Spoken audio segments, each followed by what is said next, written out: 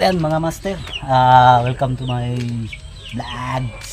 Master, today's video mga master, napansin ko kasi parang may sipon at halak at ating mga sisiw. So ngayon mga master, titimpla tayo ng Premoxil powder. So napansin ko lang parang may sipon ata o halak. So huwag na natin antayin pang lumala, prevention tayo kaagad. Ito Premoxil powder mga bossing.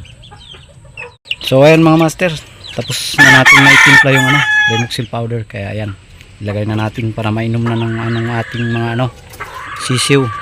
So 1 month old na ito sila mga master. So ito yung anak ng ating bulit na kulay yellow na kulay green yung paa. So ito yung anak mga master, kuwang kuha sa tatay. So yun yung nanay mga master, since black.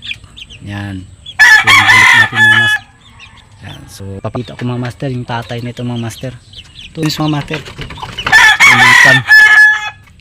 so ito mga master, ito yung tatay nila mga master, 2 times winner.